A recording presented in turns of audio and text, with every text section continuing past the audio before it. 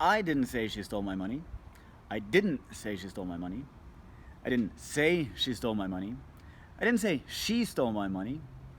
I didn't say she stole my money. I didn't say she stole my money. I didn't say she stole my money.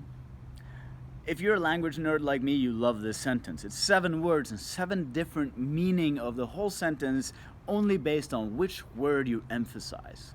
This is an example of what I like to call it doesn't matter what words you choose to use, it's how you spread the news that makes all the difference. What I'm talking about, of course, is your sub-communication. It is the way that you say the things that you say, and this is what determines how other people perceive you and if they hear what you're actually telling them.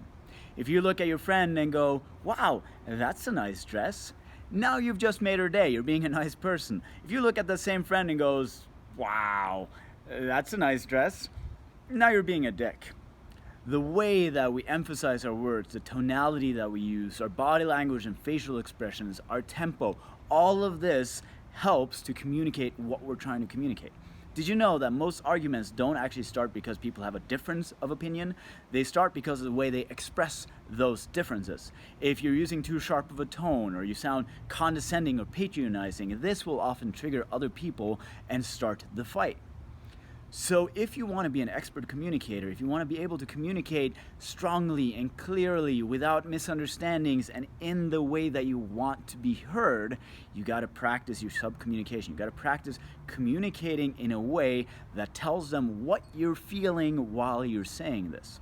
This is important in negotiations and trying to convince people. It increases your influence. It's important in dating and flirting, of course. It is important when you're trying to explain something to someone or teach something to someone or get someone excited about something or whatever it is.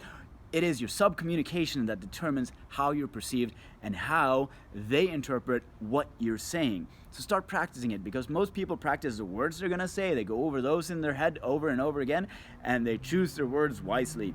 And while that's not bad advice, it's even more important to choose the way that you say the words wisely. So practice your sub-communication, recognize what you're feeling and what emotions you want to communicate, and then speak in those emotions. I promise you, you're going to start getting the results that you want more and more often the better you get at this. Have fun with it, play around with your friends and with everyone that you know, and before you know it, you're going to be an expert. Good luck.